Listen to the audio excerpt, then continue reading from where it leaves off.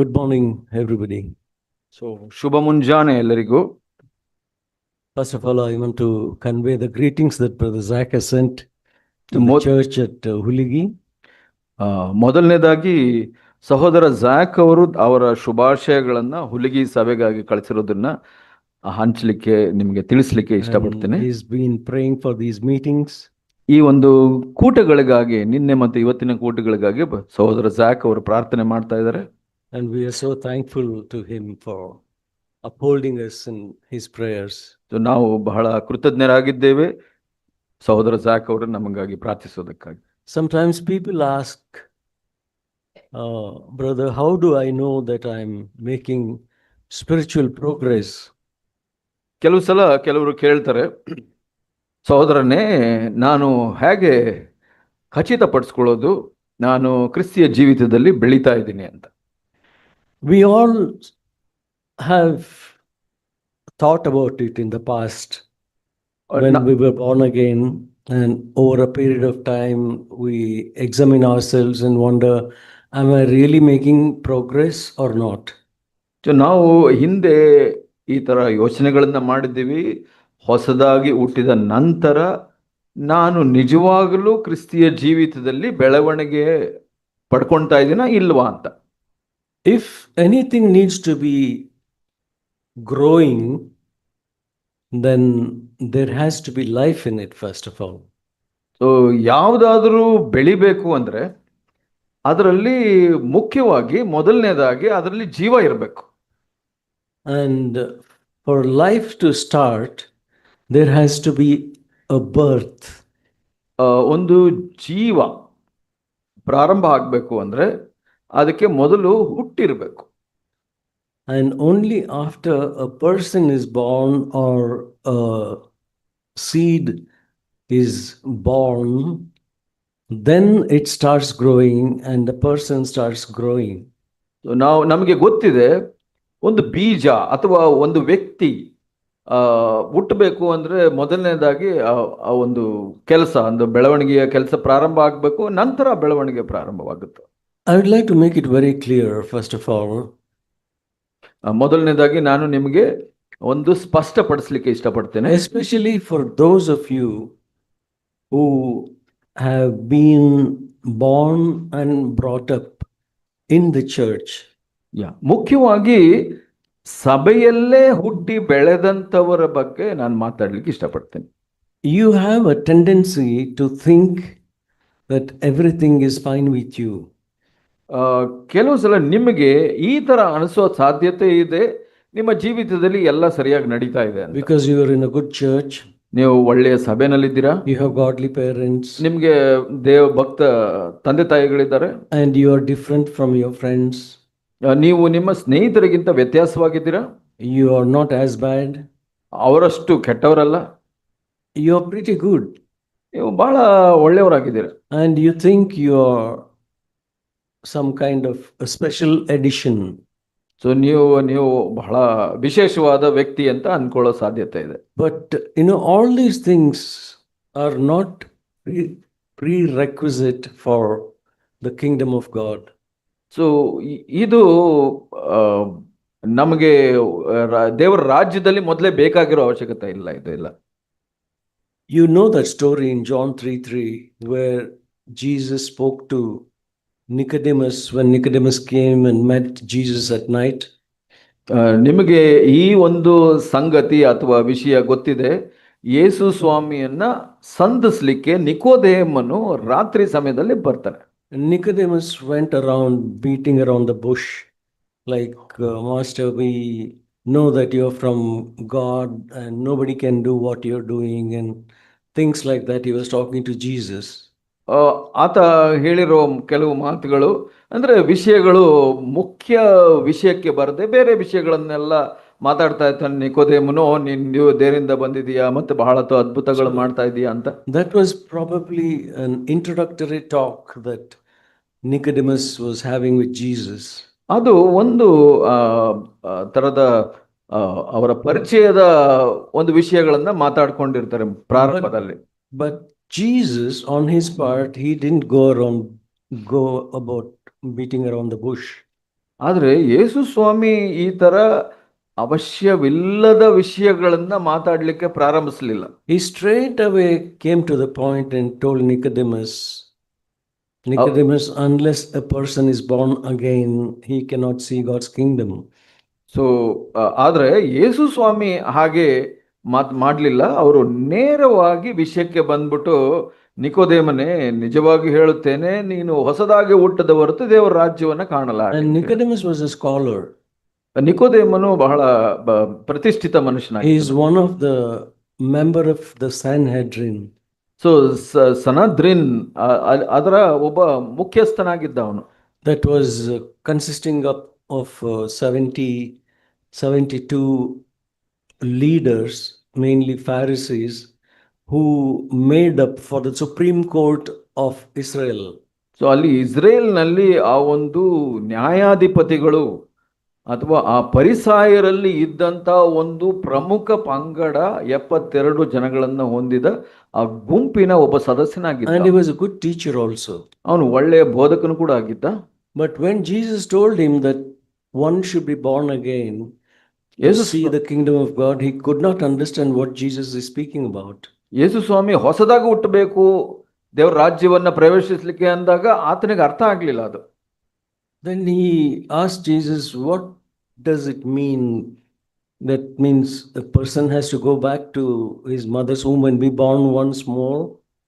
ಆಗ ಹೇಳ್ತಾನೆ, ಆಗ ಒಬ್ಬ ಮನುಷ್ಯ ತನ್ನ ತಾಯಿಯ ಗರ್ಭದಲ್ಲಿ ತಿರುಗಿ ಸೇರಿ ಹುಟ್ಟಬೇಕಾ ಅಂತ ಕೇಳ್ತಾನೆ. Jesus said, you're a teacher, you don't understand what I'm saying. ಯೇಸು ಸ್ವಾಮಿ ಕೇಳಿದ್ರು, ನೀನು ಒಬ್ಬ ಬೋಧಕನಾಗಿ ಕೂಡ ನಿನಗೆ ಗೊತ್ತಿಲ್ವಾ ಇದು? That which is born of the flesh is flesh, that which is born of the spirit is spirit. ಮಾಂಸದಿಂದ ಹುಟ್ಟಿದ್ದು ಮಾಂಸವೇ, ಆದ್ರೆ ಆತ್ಮದಿಂದ ಹುಟ್ಟಿದ್ದು ಆತ್ಮವೇ ಅಂತ ಸ್ವಾಮಿ ಹೇಳ್ತಾರೆ. Needs to be born of the water and of the Holy Spirit, he said. ಅದಕ್ಕಾಗಿ ಅವರು ಹೇಳಿದ್ರು, ಒಬ್ಬನು ನೀರಿನಿಂದಲೂ ಆತ್ಮದಿಂದಲೂ ಹುಟ್ಟಬೇಕು ಅಂತ ಯೇಸು ಸ್ವಾಮಿ ಹೇಳ್ತಾರೆ. This is the only place where Jesus speaks about being born again. ಇಲ್ಲಿ ಮಾತ್ರ ನಾವು ನೋಡ್ತೀವಿ ಯೇಸು ಸ್ವಾಮಿ ಹೊಸದಾಗಿ ಹುಟ್ಟೋದ್ರ ಬಗ್ಗೆ ಮಾತಾಡೋದು. And you know, the prerequisite of the new birth or being born again is repentance. ನಿಮಗೆ ಗೊತ್ತಿದೆಯಾ, ಒಬ್ಬ ವ್ಯಕ್ತಿ ಹೊಸದಾಗಿ ಹುಟ್ಟಬೇಕು ಅಂದ್ರೆ ಅದಕ್ಕೆ ಮೊದಲ ಅವಶ್ಯಕತೆ ಆತ ಮಾನಸಾಂತರ ಪಡ. Jesus never said that you can enter into God's kingdom if you come from a good family. ಯೇಸು ಸ್ವಾಮಿ ಹೀಗೆ ಹೇಳಿಲ್ಲ, ನೀವು ಹೊಸದಾಗಿ ಹುಟ್ಟಬೇಕು ಅಂದ್ರೆ ಒಂದು ಒಳ್ಳೆ ಕುಟುಂಬದಿಂದ ಬರಬೇಕು ಅಂತ. Or if you're a good boy or a girl. ನೀವು ಒಳ್ಳೆ ಹುಡುಗ ಅಥವಾ ಹುಡುಗಿ ಆಗಿರ್ಬೇಕು ಅಂತ ಹೇಳಿಲ್ಲ. But Jesus said you need to repent first of all of your sins.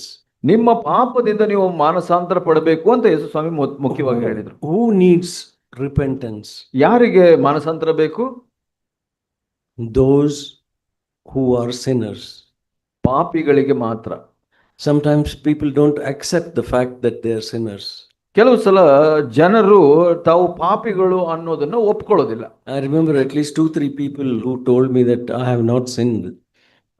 ನನಗೆ ನೆನಪಿದೆ, 2-3 ಜನರ ನೆನಪಿದೆ, ಅವರು ಹೀಗೆ ಹೇಳಿದ್ರು, ನಾನು ಪಾಪನೇ ಮಾಡಿಲ್ಲ ಅಂತ. That's to live in delusion. ಅದು ಒಂದು ಮೋಸ ಅಥವಾ ವಂಚನೆಯಲ್ಲಿ ಜೀವಿಸುವಂತದ್ದಾಗಿದೆ. Then I asked them, have you told at least one lie in your life? ನಾನು ಕೇಳ್ತೀನಿ, ಹಾಗಿದ್ರೆ ಒಂದು ಸುಳ್ಳಾದ್ರೂ ಹೇಳಿದೀಯ ನಿನ್ನ ಜೀವಿತದಲ್ಲಿ? They say yes. ಹೌದು ಅಂತ ಹೇಳ್ತಾರೆ. Then I asked them, then how do you say you not sinned? ಹಾಗಿದ್ರೆ ನೀನು ಹೇಗೆ ಹೇಳ್ತೀಯ ನೀನು ಪಾಪ ಮಾಡಿಲ್ಲ ಅಂತ? The Bible says very clearly, all have sinned and come short of the glory of God. ದೇವರ ವಾಕ್ಯ ಬಹಳ ಸ್ಪಷ್ಟವಾಗಿ ಹೇಳುತ್ತೆ, ಎಲ್ಲರೂ ಪಾಪವನ್ನು ಮಾಡಿ ದೇವರ ರಾಜ್ಯದಿಂದ ಕಳ್ಕೊಂಡಿದ್ದಾರೆ. That is the reason why Jesus came and John the Baptist came preaching repentance. ಅದಕ್ಕಾಗಿ ಯೇಸು ಸ್ವಾಮಿ ಹಾಗೆ ಸ್ನಾನಿಕನಾದ ಯೋಹಾನನು ಮಾನಸಾಂತರ ಬಗ್ಗೆ ಮಾತಾಡ್ತಾ ಬಂದ್ರು ಈ ಲೋಕದಲ್ಲಿ. That is the first word they both of them spoke, exactly the same thing. Repent, for the kingdom of God is at hand. ಅದಕ್ಕಾಗಿ ದೇವರ ರಾಜ್ಯವು ಹತ್ತಿರವಾಗಿದೆ, ಮಾನಸಾಂತರ ಪಡಿ ಅಂತ ಅದೇ ತರನಾಗಿ ಇಬ್ಬರು ಮಾತಾಡಿದ್ರು. You see that very clearly in Matthew 3 and Matthew 4. ಮತ್ತಾಯ 3ರಲ್ಲಿ ಮತ್ತು ಮತ್ತಾಯ 4ರಲ್ಲಿ ನಾವು ಅದನ್ನ ನೋಡ್ತೇವೆ. So, my dear young boys and girls and brothers and sisters, if you think that you are a good man or a good woman or a good boy or good girl, remember, God says that all have sinned. That includes every one of us. So ನೀವು ಯಾರಾದರೂ ನಾನು ಒಳ್ಳೆಯವಳು ಅಂತ ಯೋಚನೆ ಮಾಡೋದಾದ್ರೆ ನೀವು ನೆನಪಿಟ್ಕೊಳ್ಬೇಕು, ದೇವರು ಎಲ್ಲರೂ ಪಾಪಿಗಳು ಅಂತ ಪ್ರಚುರಪಡಿಸಿದ್ದಾರೆ. And we have broken God's commandments and we are guilty before Him. ದೇವರ ಆಜ್ಞೆಗಳಿಂದ ಮುರಿದ ನಾವು ದೇವರ ಮುಂದೆ ಪಾಪಿಗಳು ಅಥವಾ ಅಪರಾಧಿಗಳಾಗಿದ್ದೇವೆ. And we all need to repent. ನಾವು ಎಲ್ಲರೂ ಮನಸಾಂತರ ಪಡಬೇಕು. What is repentance? ಮನಸಾಂತರ ಅಂದ್ರೆ ಏನು? Repentance is to feel sorry about the way we lived in the past. ಮನಸಾಂತರ ಅಂದ್ರೆ ನಾವು ಜೀವಿಸಿದ ರೀತಿಯಿಂದ ನಾವು ದುಃಖ ಪಡುವಂಥದ್ದು. Grieving the heart of God. ದೇವರ ಹೃದಯವನ್ನ ನೋಯಿಸಿದಿವಿ, transgressing His commands. ಆತನ ಆಜ್ಞೆಗಳಿಗೆ ವಿರೋಧವಾಗಿ ನಡೆದಿದ್ದೀವಿ. That's why we need to repent. ಅದಕ್ಕಾಗಿ ನಾವು ಮಾನಸಾಂತರ ಪಡಬೇಕು and ask God to forgive us our sins. ನಾವು ದೇವರಲ್ಲಿ ಕೇಳ್ಕೊಳ್ಬೇಕು ನಮ್ಮ ಪಾಪಗಳನ್ನ ಕ್ಷಮಿಸಲಿಕ್ಕೆ. Because He is faithful and just, He will forgive us our sins and cleanse us from all unrighteousness. ಎಲ್ಲ ಆತನು ನೀತಿವಂತನು ಮತ್ತು ನಂಬಿಗಸ್ತನು ಆಗಿರೋದ್ರಿಂದ ನಮ್ಮ ಎಲ್ಲಾ ಪಾಪಗಳನ್ನು ತೊಳೆಯುವ ಒಂದು ನಂಬಿಗಸ್ತಿಗೆ ಆತನಲ್ಲಿದೆ. And He makes us new creation in Christ. ನಮ್ಮನ್ನ ಕ್ರಿಸ್ತನಲ್ಲಿ ಹೊಸ ನೂತನ ಸೃಷ್ಟಿಯನ್ನಾಗಿ ಮಾಡ್ತಾರೆ. If any man is in Christ, he is a new creation. Old things passed away. Behold, all things have become new, says the Lord. ಯಾರಾದರೂ ಕ್ರಿಸ್ತನಲ್ಲಿದ್ದರೆ ಆತನು ಹೊಸ ಸೃಷ್ಟಿಯು, ಎಲ್ಲ ಹಳೆ ವಿಷಯಗಳು ಹೋಗಿ ಹೊಸ ವಿಷಯಗಳು ಬಂತು ಅಂತ ದೇವರ ವಾಕ್ಯ ಹೇಳುತ್ತೆ. This is where we start our Christian life. ಇಲ್ಲಿ ಈ ಪರಿಸ್ಥಿತಿನಲ್ಲಿ ನಾವು ಕ್ರಿಸ್ತ ಜೀವಿತವನ್ನ ಪ್ರಾರಂಭಿಸ್ತೀವಿ. We are John 1:12, it says, as many as believed in Him, to them He gave power or authority to become God's children. So 1:12 ಯೋಹನ ಹೀಗೆ ಹೇಳುತ್ತೆ, ಯಾರು ಆತನನ್ನು ಅಂಗೀಕರಿಸಿದರು ಅಂದರೆ ಅವರ ಹೆಸರಿನಲ್ಲಿ ನಂಬಿಕೆ ಇಟ್ಟರೋ ಅವರಿಗೆ ದೇವರ ಮಕ್ಕಳಾಗುವ ಅಧಿಕಾರವನ್ನು ಕೊಟ್ಟನು. So you become a child of God by repentance and faith.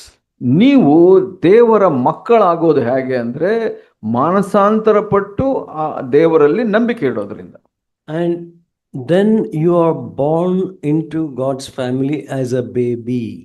ನೀವು ಆ ಸಮಯದಲ್ಲಿ ನೀವು ದೇವರ ರಾಜ್ಯದಲ್ಲಿ ಒಂದು ಮಗುವಾಗಿ ಜನ್ಮಿಸ್ತೀರಾ ಅಂತ ಹೇಳ್ಬೋದು. And ಹೊಸ ಹುಟ್ಟು ಪಡಿತೀರಾ. we all know in our families, when a baby is born, we mothers, especially, you don't give kebab to your newborn baby. ಮಾಂಸ ಅಥವಾ ಕಬಾಬ್ ಆ ಥರ ಆಹಾರವನ್ನ ಹೊಸದಾಗಿ ಹುಟ್ಟಿದ ಮಗುಗೆ ಕೊಡಲ್ಲ ನೀವು. ತಾಯಿಯಂದಿರಿಗೆ ಗೊತ್ತಿದೆ. Thinking that, if my baby eats kebab or mutton or biryani, it will become strong. ನೋಡಿ, ಇದೆಲ್ಲ ಗಟ್ಟಿಯಾದ ಆಹಾರಗಳು, ಕಬಾಬ್ ಅಥವಾ ಮಾಂಸವಿರ್ಬೋದು, ಇದನ್ನು ಕೊಡೋದ್ರಿಂದ ಬಲಶಾಲಿ ಆಗ್ಬೋದು ಅಂದ್ಕೊಂಡು ಆ ಥರ ಕೊಡೋದಿಲ್ಲ ನೀವು. You know what to give to your child. ನಿಮ್ಮ ಮಗುಗೆ ಏನು ಕೊಡಬೇಕು ಅಂತ ನಿಮಗೆ ಗೊತ್ತಿದೆ. You start with milk. ನೀವು ಪ್ರಾರಂಭಿಸೋದು ಹೇಗೆ? ಹಾಲು ಕೊಡೋದ್ರಿಂದ. And then slowly you give some mashed food. ನಿಧಾನವಾಗಿ ನೀವು ಆ ಮಗು ಬೆಳೆದಂತೆ ಆ ಒಂದು ಆಹಾರ, ಅದು ಮೆದು ಮಾಡಿದ ಆಹಾರವನ್ನು ಕೊಡ್ತೀರಾ. Maybe after 6 months or 8 months. 6 ತಿಂಗಳಾಗ್ಬೋದು ಅಥವಾ 8 ತಿಂಗಳಾಗ್ಬೋದು. And then slowly you start giving some little solid food like rice or things like that. ಅದರ ನಂತರ ಮಗು ಊಟ ಮಾಡಲಿಕ್ಕೆ ಪ್ರಾರಂಭ ಮಾಡಿದಾಗ ನೀವು ಸ್ವಲ್ಪ ಗಟ್ಟಿಯಾದ ಆಹಾರ ಅಥವಾ ಅನ್ನ ಆಗಿರ್ಬೋದು ಆ ಥರ ಕೊಡ್ಲಿಕ್ಕೆ ಪ್ರಾರಂಭಿಸ್ತೀರಾ. So like that the child grows from milk to mashed food and then meat and things like that, and grows. ಹಾಗೆ ನೀವು ನೋಡ್ತೀರಾ, ಆ ಮಗು ಬೆಳೀತಾ ಬೆಳೀತಾ ಮೊದಲು ಹಾಲಿನಿಂದ ನಂತರ ಸ್ವಲ್ಪ ಮೆದುವಾದ ಆಹಾರ ಮತ್ತು ಇನ್ನೂ ಗಟ್ಟಿಯಾದ ಆಹಾರ ಹೀಗೆ ತಗೊಂಡು ಬೆಳೆಯುತ್ತೆ. anything that needs to grow, first of all, has to have a start. ಯಾವುದೇ ಒಂದು ಆ, ವ್ಯಕ್ತಿ ಬೆಳಿಬೇಕು ಅಂದ್ರೆ ಅದಕ್ಕೆ ಪ್ರಾರಂಭ ಇದೆ. So we read in 1 Peter ಹಾಗೆ ನಾವು ಇಲ್ಲಿ ಒಂದು ಪೇತ್ರದಲ್ಲಿ ಒಂದು ವಚನ ಓದ್ಕೊಳ್ಳೋಣ. 1:23. ಆ, ಒಂದು ಪೇತ್ರ 1:23. It says here, you have been born again, not of seed which is perishable, but imperishable, that is through the living and abiding word of God. ನೀವು ಹೊಸ ಹುಟ್ಟು ಹೊಂದಿದ್ದೀರಲ್ಲ, ಆ ಜನ್ಮವು ನಾಶವಾಗುವ ಬೀಜದಿಂದ ಉಂಟಾದ್ದಲ್ಲ, ನಾಶವಾಗದ ಬೀಜದಿಂದ ಉಂಟಾದದ್ದು ಅಂತ ಹೇಳುತ್ತೆ. That is the word of God. ಅದು ಯಾವುದು? ಅದು ಸದಾ ಜೀವವುಳ್ಳ ವಾಕ್ಯ. The seed there speaks of the sperm of God. ಆ ಬೀಜ ಅಂತ ಹೇಳುವಂಥದ್ದು ಏನು? ಅದು ದೇವರ ಆ ಒಂದು ಬೀಜವಾಗಿದೆ ಅಂತ ಹೇಳ್ಬೋದು. ದೇವರು ಹಾಕುವಂತ ಬೀಜ. That is the word of God. ಅದು ದೇವರ ವಾಕ್ಯ. And because we are born of the word of God, ನಾವು ದೇವರ ವಾಕ್ಯದಿಂದ ಹೊಸದಾಗಿ ಹುಟ್ಟಿದ್ರಿಂದ we are babies, ನಾವು ಮಗುವಾಗಿದ್ದಾಗ, and then we need to grow from there into adulthood. ಅಲ್ಲಿಂದ ನಾವು ಒಬ್ಬ ಪ್ರಾಯಸ್ಥನಾಗಿ ಬೆಳಿತೀವಿ. And in chapter 2 verse 1, 2ನೇ ಅಧ್ಯಾಯ 1ನೇ ವಚನದಲ್ಲಿ ಹೀಗೆ Peter continues to say ಪೇತ್ರ ಮುಂದುವರಿಸ್ತಾರೆ ಹೀಗೆ, how you can grow. ನಾವು ಹೇಗೆ ಬೆಳಿಬಹುದು. Therefore, putting aside all malice, all guile and hypocrisy and envy and all slander, like newborn babes, long for the pure milk of the word. ಇಲ್ಲಿ ಹೇಳುತ್ತೆ, ಆದ ಕಾರಣ ಎಲ್ಲ ಕೆಟ್ಟತನವನ್ನು, ಎಲ್ಲ ವಂಚನೆಯನ್ನು, ಕಪಟವನ್ನು, ಹೊಟ್ಟೆಕಿಚ್ಚನ್ನು ಹಾಗೂ ಎಲ್ಲಾ ತರದ ನಿಂದೆಯನ್ನು ವಿಸರ್ಜಿಸಿ ಹಸು ಮಕ್ಕಳಂತೆ ಪಾರಮಾರ್ಥಿಕವಾದ ಶುದ್ಧ ಹಾಲನ್ನು ಬಯಸಿರಿ. Then it says, as you keep drinking or longing for the milk of the word, then you grow. ಇಲ್ಲಿ ನಂತರ ಹೇಳುತ್ತೆ, ಇಲ್ಲಿ ಈ ಒಂದು ಶುದ್ಧ ಹಾಲನ್ನು ಕುಡಿತಾ ಇರುವಾಗ ಅದರಿಂದ ನೀವು ಬೆಳೆಯುತ್ತಾ ರಕ್ಷಣೆಯನ್ನು ಹೊಂದುವಿರಿ ಅಂತ ಹೇಳುತ್ತೆ. Then he says there, then you will grow in respect to salvation. ಅದರಿಂದ ಬೆಳೆಯುತ್ತಾ ರಕ್ಷಣೆಯನ್ನು ಹೊಂದುವಿರಿ, ಬೆಳಿತೀರ ರಕ್ಷಣೆಯಲ್ಲಿ. See, sometimes people think the moment I repent of my sins and confess it, I am born again. ನಾವು ಅನ್ಕೊಳ್ತೀವಿ, ನಾನು ಪಾಪದಿಂದ ಮಾನಸಾಂತರ ಪಟ್ಟು ನಾನು ಅದನ್ನ ಹರಕೆ ಮಾಡಿದೆ, ಇವಾಗ ನಾನು ಬೆಳಿತೀನಿ ಅಂತ. That's true, but it is not the end of it. ಅದು ಸತ್ಯವಿರಬಹುದು, ಆದ್ರೆ ಅದೇ ಪೂರ್ಣವಲ್ಲ ಅಥವಾ ಮುಖ್ಯವಲ್ಲ. It says here that there is a growth in salvation. ಇಲ್ಲಿ ಏನು ಹೇಳ್ತಾ ಇದೆ? ರಕ್ಷಣೆಯಲ್ಲಿ ಬೆಳಿತೀವಿ ಅಂತ ಹೇಳ್ತಾ ಇದೆ. ಅಂದ್ರೆ ರಕ್ಷಣೆಯಲ್ಲಿ ಬೆಳವಣಿಗೆ ಇದೆ. So we need to grow in salvation. ನಾವು ಆ ರಕ್ಷಣೆಯಲ್ಲಿ ಬೆಳಿತಾ ಹೋಗ್ಬೇಕು. How do we grow? We start by drinking the pure milk of the word of God. ಹೇಗೆ ಬೆಳಿತೀವಿ? ಮುಖ್ಯವಾಗಿ ನಾವು ಆ ಶುದ್ಧ ಹಾಲನ್ನು, ದೇವರ ವಾಕ್ಯವನ್ನು ಸೇವಿಸ್ತೀವಿ. And then it says, if you have tasted the kindness of the Lord. ಇಲ್ಲಿ ಹೇಳುತ್ತೆ, ಕರ್ತನು ದಯಾಳುವೆಂದು ನೀವು ಅನುಭವಿಸಿದ್ದೀರಾ.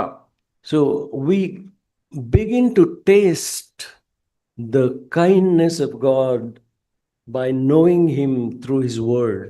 ದೇವರ ವಾಕ್ಯದ ಮುಖಾಂತರ ದೇವರ ದಯೆಯನ್ನು ನಾವು ಅರಿತವರಾಗ್ತೀವಿ. The psalmist says, oh, taste and see that the Lord is good. ಕೀರ್ತನಕಾರನು ಹೀಗೆ ಹೇಳ್ತಾನೆ, ದೇವರನ್ನು, ಆ ದೇವರ ಪ್ರೀತಿಯನ್ನು ಸವಿದು ನೋಡಿರಿ ಅಂತ ಹೇಳ್ತಾರೆ. Peter also says the same thing.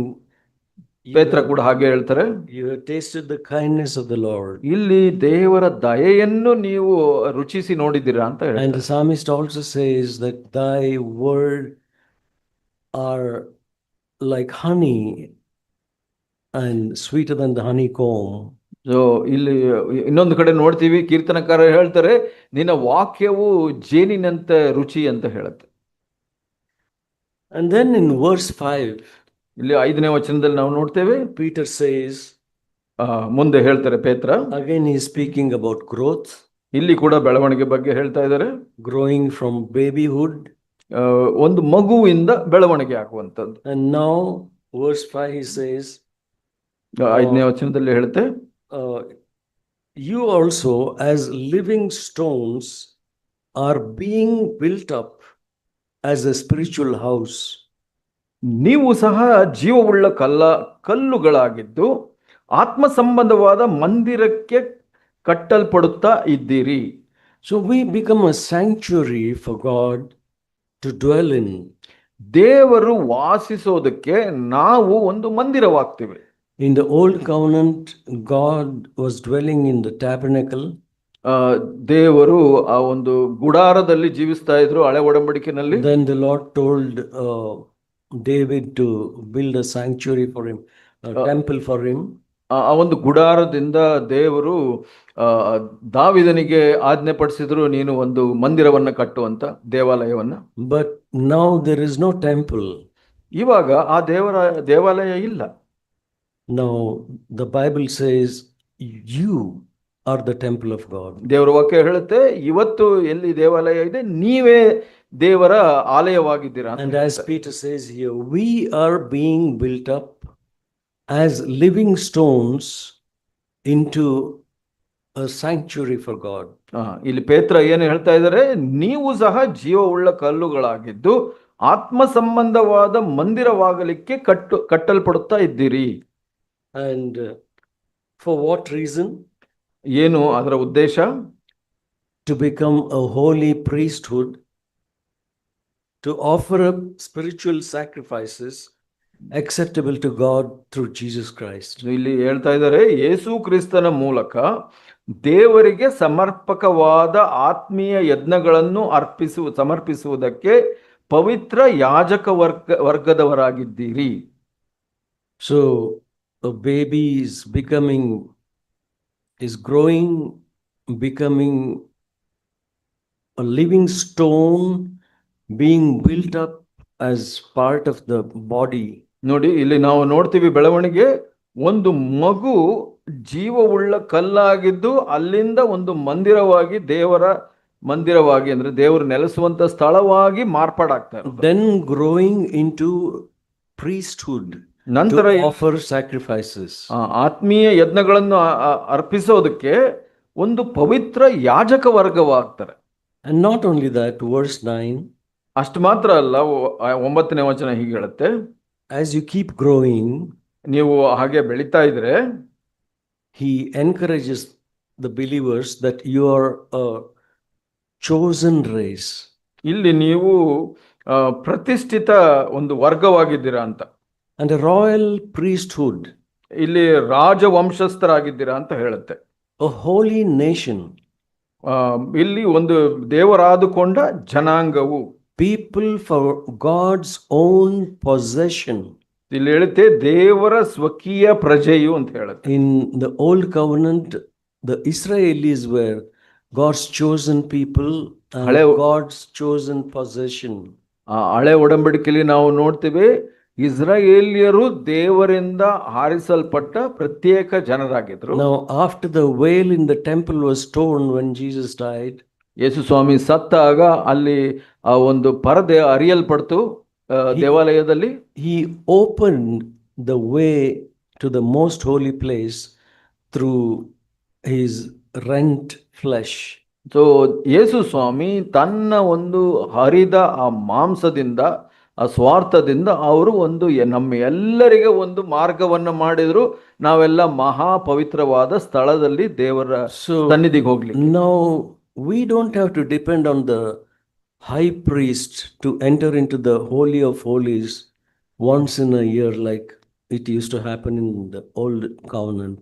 ಅಲ್ಲಿ ಹಳೆ ಒಡಂಬಡಿಕೆಯಲ್ಲಿ ನಾವು ನೋಡ್ತೇವೆ, ಒಬ್ಬ ಮಹಾಯಾಜಕನಿರ್ತಾನೆ, ಅವನು ಈ ವರ್ಷಕ್ಕೆ ಒಂದು ಸಲ ಈ ತರ ಒಂದು ಕಾರ್ಯಗಳನ್ನು ನಡೆಸ್ತಾ ಇರ್ತಾನೆ.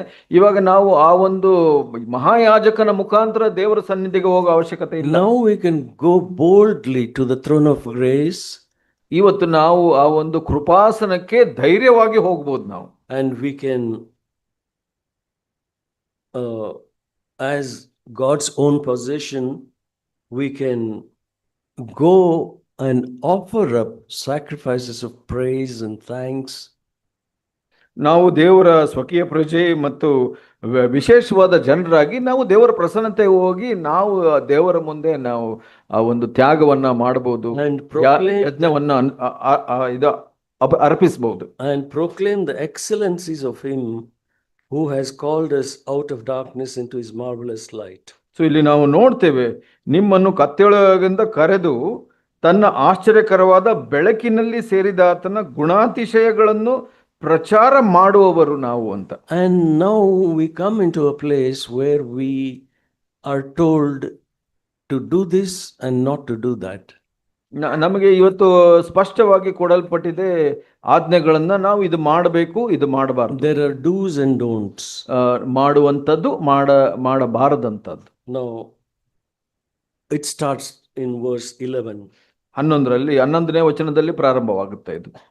Now, beloved, he is speaking to the born again believers. He is talking to them, beloved brothers and sisters. ಯಾರೆಲ್ಲ ಹೊಸದಾಗಿ ಹುಟ್ಟಿದ್ದಾರೆ ಅವರಿಗೆ ಪೇತ್ರನು ಹೇಳ್ತಾ ಇರೋದು, ಪ್ರಿಯರೇ, ಪ್ರಿಯ ಸಹೋದರ ಸಹೋದರಿಯರೇ, I urge you as aliens and strangers to abstain from fleshly lusts which wage war against the soul. So ಇಲ್ಲಿ ಈ ವಚನ ಹೇಳುತ್ತೆ, 11ನೇ ವಚನ, ಪ್ರವಾಸಿಗಳು ಪರದೇಶಸ್ಥರು ಆಗಿರುವ ನೀವು ನಿಮ್ಮ ಆತ್ಮದ ಮೇಲೆ ಯುದ್ಧ ಮಾಡುವ ಶಾರೀರಿಕ ಅಭಿಲಾಷೆಗಳಿಂದ ದೂರವಾಗಿರಬೇಕೆಂದು ನಾನು ಎಚ್ಚರಿಸುತ್ತೇನೆ. First of all, abstain yourself from fleshly lusts. ಈ ಒಂದು ಶಾರೀರಿಕ ಅಭಿಲಾಷೆಯಿಂದ ದೂರವಾಗಿರಬೇಕು. And then verse 12, keep your behavior excellent. ಇಲ್ಲಿ 12ನೇ ವಚನ ಹೇಳುತ್ತೆ, ನಿಮ್ಮ ನಡವಳಿಕೆಯು ಅನ್ಯ ಜನರ ಮಧ್ಯದಲ್ಲಿ ಯೋಗ್ಯವಾಗಿರಲಿ. And be careful as to how you live among the Gentiles around you. ಅನ್ಯ ಜನರ ಮಧ್ಯದಲ್ಲಿ ನಾವು ಹೇಗೆ ಜೀವಿಸ್ತೀವಿ ಅದರ ಬಗ್ಗೆ ಜಾಗರೂಕರಾಗಿರಬೇಕು. Let your behavior be excellent. ಇಲ್ಲಿ ನಿಮ್ಮ ನಡವಳಿಕೆ ಯೋಗ್ಯವುಳ್ಳದಾಗಿರಬೇಕು. And then verse 13. 13ನೇ ವಚನ, He says, submit yourself for the Lord's sake to every human institution. ನೋಡಿ, ಇಲ್ಲಿ ಮನುಷ್ಯರು ನೇಮಿಸಿರುವ ಯಾವ ಅಧಿಕಾರಕ್ಕಾದರೂ ಕರ್ತನ ನಿಮಿತ್ತ ಅಧೀನರಾಗಿರಿ. See, this is God's word. ಇದು ದೇವರ ವಾಕ್ಯ. You should not think that, oh, this government comes, that will be good. If that government comes, that is bad. ನಮಗೆ ಈ ತರ ಯೋಚನೆ ಮಾಡ್ಕೊಂಡಿರ್ಬೋದು, ಓ ಈ ಸರ್ಕಾರ ಬಂದ್ರೆ ಒಳ್ಳೇದು, ಆ ಸರ್ಕಾರ ಬಂದ್ರೆ ಕೆಟ್ಟದ್ದು, ಹಾಗೆ ಯೋಚನೆ ಮಾಡೋದು. The Bible says every authority is from God. ಇಲ್ಲಿ ದೇವರ ವಾಕ್ಯ ಹೇಳ್ತಾ ಇದೆ, ಎಲ್ಲ ಅಧಿಕಾರವು ದೇವರಿಂದ ನಿಯಮಿಸಲ್ಪಟ್ಟಿರೋದು ಅಂತ. Remember who is writing this. ಯಾರು ಬರಿತಾ ಇರೋದು ಇದನ್ನ, ಈ ಪತ್ರವನ್ನ? ಯಾರು? ಪೇತ್ರ. You know, during his time, who was the king there, emperor ruling? ಪೇತ್ರನ ಸಮಯದಲ್ಲಿ ಆವಾಗ ಅಧಿಕಾರ ಮಾಡ್ತಾ ಇದ್ದ ಆ ಒಂದು ಮಹಾರಾಜ ಯಾರಾಗಿದ್ದ ಗೊತ್ತಾ? ಚಕ್ರವರ್ತಿ ನೀರೋ ಅಂತ ಹೆಸರಿರುವಂತ ಒಬ್ಬ ಚಕ್ರವರ್ತಿ. Emperor Nero. He was one of the most wicked kings that ever lived. ನಾವು ಚರಿತ್ರೆಯಲ್ಲಿ ನೋಡಿದ್ರೆ ಅದು ಗೊತ್ತಾಗುತ್ತೆ ನಮ್ಗೆ. ಈ ನೀರೋ ಅನ್ನೋಂತ ರಾಜ ಬಹಳ ದುಷ್ಟನಾಗಿದ್ದ. He was the one who who crucified Peter. ಪೇತ್ರನನ್ನ ಶಿಲುಬೆಗೆ ಹಾಕಿದಂತ ಒಬ್ಬ ರಾಜ ಅವನು. And he was the one who chopped off Apostle Paul's head. ಅಪೊಸ್ತಲ ಪೌಲನ ತಲೆಯನ್ನ ಕತ್ತರಿಸಿದಂತ ರಾಜ. And Peter is writing, submit to such authority. ಪೇತ್ರ ಇಲ್ಲಿ ಹೇಳ್ತಾ ಇದ್ದಾರೆ, ಯಾವ ಅಧಿಕಾರ ಇದೆ ಅದಕ್ಕೆ ನೀವು ಅಧೀನರಾಗಬೇಕು ಅಂತ. Every human institution, whether to a king as the one in authority or to governors as sent by him, whoever it is, whatever government comes, listen and submit. Don't complain. ಇಲ್ಲಿ ಇವರು ಹೇಳ್ತಾ ಇದ್ದಾರೆ 13-14ರಲ್ಲಿ, ಮನುಷ್ಯರು ನೇಮಿಸಿರುವ ಯಾವ ಅಧಿಕಾರಕ್ಕಾದರೂ ಕರ್ತನ ನಿಮಿತ್ತ ಅಧೀನರಾಗಿರಿ. ಅರಸನು ಸರ್ವಾಧಿಕಾರಿ ಅಂತಲೂ ಬೇರೆ ಅಧಿಪತಿಗಳು ಕೆಟ್ಟ ಯಾರೇ ಆಗಿದ್ರು ಅವರಿಗೆ ನೀವು ಒಳಪಡಬೇಕು ಅಂತ ಹೇಳ್ತಾರೆ. Then he says in verse 17, honor all men. ಇಲ್ಲಿ 17ನೇ ವಚನ ಏನ್ ಹೇಳ್ತಾ ಇದೆ? ಎಲ್ಲರನ್ನು, ಎಲ್ಲ ಮನುಷ್ಯರನ್ನು ಸನ್ಮಾನಿಸಿರಿ. Honor all men, ಎಲ್ಲ ಮನುಷ್ಯರನ್ನ, whether you like them or you don't like them. ಅವ್ರನ್ನ ನೋಡಿ ನಿಮ್ಗೆ ಇಷ್ಟನೋ ಇಷ್ಟ ಇಲ್ವೋ ಏನೇ ಆದ್ರೂ ನೀವು ಅವರಿಗೆ ಸನ್ಮಾನಿಸಬೇಕು. Then it says love the brotherhood.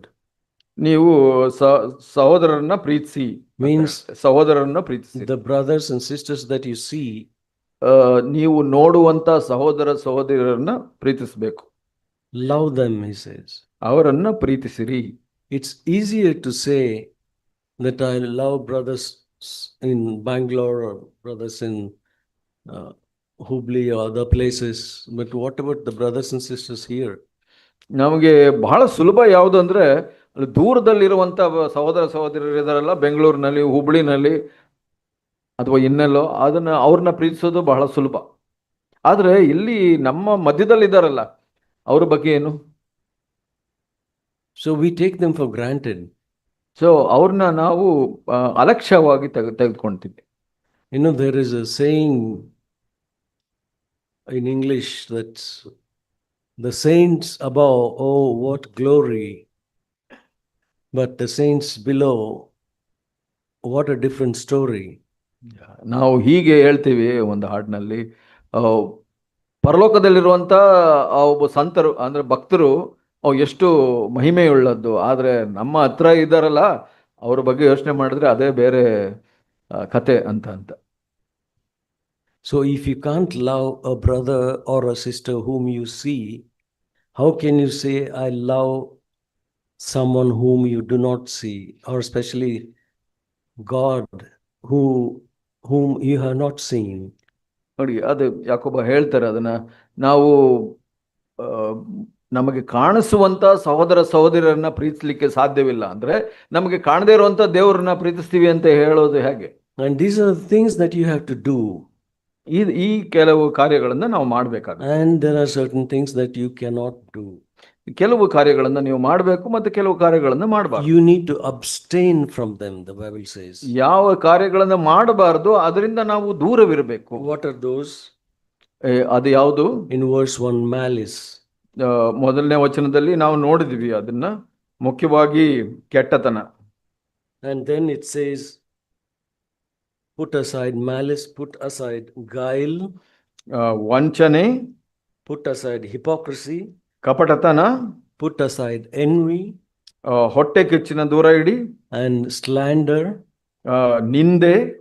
Slander is inclusive of gossip and backbiting. ಎಲ್ಲ ತರದ ನಿಂದೆ ಅಂತ ಹೇಳಿದ್ರೆ ಅದು ಹರಟೆ ಮಾತಿರ್ಬೋದು ಅಥವಾ ಇನ್ನೊಬ್ಬರ ಬಗ್ಗೆ ಕೆಟ್ಟದಾಗಿ ಮಾತಾಡಿರೋದಿರ್ಬೋದು. You know, we have heard the origin of this word slander. ಈ ಒಂದು ನಿಂದೆ ಅನ್ನೋದ್ರ ಮೂಲ ಪದದ ಅರ್ಥ ಏನಂದ್ರೆ, that comes from a Greek word called diabolos. Greek ಭಾಷೆ ಇದೆ, ಅದು ಇಂಗ್ಲಿಷ್ ನಲ್ಲಿ ಅಲ್ಲಿಂದ ಬಂದಿರುವಂತ ಪದ, ಅದು ಡಯಾಬೋಲಾಸ್ ಅಂದ್ಬಿಟ್ಟು. The meaning of that word means, I mean, out of that we get English words diabolic or diabolical.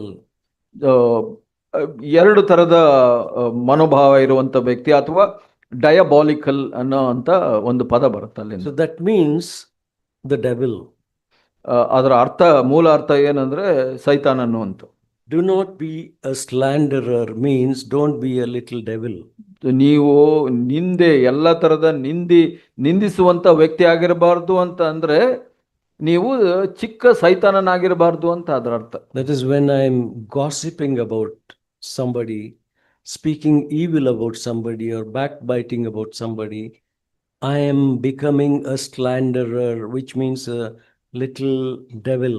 ನಾನು ಇತರರ ಬಗ್ಗೆ ಹರಟೆ ಮಾತು, ನಿಂದೆ ಮಾತು ಅಥವಾ ಕೆಟ್ಟ ಮಾತುಗಳನ್ನ, ಚಾಡಿ ಮಾತುಗಳನ್ನ ಆಡ್ತಾ ಇದ್ದೀನಿ ಅಂದ್ರೆ ಅದರ ಅರ್ಥ ನಾನು ಒಬ್ಬ ಚಿಕ್ಕ ಸೈತಾನನಂತೆ ಆಗ್ತಾ ಇದ್ದೀನಿ ಅಂತ. So all this starts because, I mean, I told you the do's and don'ts from this chapter. ನಾನು ಇವಾಗ ಹೇಳಿದೆ, ಈ ಅಧ್ಯಾಯದಲ್ಲಿ ಇರುವಂತ ವಚನಗಳಲ್ಲಿ ದೇವರ ವಾಕ್ಯ ಹೇಳುತ್ತೆ, ಕೆಲವು ಮಾಡಬಹುದು, ಕೆಲವು ಮಾಡಬಾರದು ಅಂತ. But above all these things, there is another more important thing that we tend to forget. ಇದರಲ್ಲಿ ಬಹಳ ಮುಖ್ಯವಾದ ಕಾರ್ಯ ನಾವು ಮಾಡಬೇಕಾಗಿರೋದನ್ನ ಮರೆಯುವ ಸಾಧ್ಯತೆ ಇದೆ. You know, every growth comes from the head. ಎಲ್ಲ ಬೆಳವಣಿಗೆ ಬರುವಂಥದ್ದು ಎಲ್ಲಿಂದ? ತಲೆಯಿಂದ, ಶಿರಸ್ಸಿನಿಂದ. If there is no head, there is no growth. ಅಲ್ಲಿ ಶಿರಸ್ಸಿಲ್ಲ ಅಂದ್ರೆ ಬೆಳವಣಿಗೆ ಇರ್ತಾ ಇರಲಿಲ್ಲ. Why every life comes to an end when they remove the head? ಯಾಕೆ ಎಲ್ಲ ದೇಹದ ಜೀವ ಕೊನೆಗಾಣುತ್ತೆ ಯಾವಾಗ ನಾವು ತಲೆಯನ್ನ ಶರೀರದಿಂದ If you go to a ಪ್ರತ್ಯೇಕಿಸಿದಾಗ? chicken shop or mutton shop or beef market or fish market, first thing they do is they chop off the head. ಮಾಂಸದ ಅಂಗಡಿಗೆ ಹೋದ್ರೆ ನಿಮಗೆ ಗೊತ್ತಾಗುತ್ತೆ, ಅಲ್ಲಿ ಕಟುಕರ ಅಂಗಡಿನಲ್ಲಿ ಕುರಿ ಆಗಿರ್ಬೋದು ಅಥವಾ ಕೋಳಿ ಆಗಿರ್ಬೋದು, ಮೊದಲನೇದಾಗಿ ಅವ್ರು ಏನ್ ಮಾಡ್ತಾರೆ, ಅವ್ರ ತಲೆಯನ್ನ ಶರೀರದಿಂದ ಪ್ರತ್ಯೇಕಿಸ್ತಾರೆ. Then blood gushes out and life ceases to exist. ನಂತರ ಏನಾಗುತ್ತೆ, ರಕ್ತ ಎಲ್ಲ ಸುರಿದು ಹೋಗಿ ಅಲ್ಲಿ ಅದು ಆ ಪ್ರಾಣಿ ಸತ್ತೋಗುತ್ತೆ. Then there is no growth. ಅದರ ನಂತರ ಬೆಳವಣಿಗೆ ಇಲ್ಲ. That is the end of it. ಅದೇ ಅಲ್ಲಿಗೆ ಮುಗಿದೋಗ್ಬಿಡುತ್ತೆ. And there are many Christians like that. ಹಾಗೆ ಬಹಳಷ್ಟು ಕ್ರೈಸ್ತರಿದ್ದಾರೆ, walking around without the head.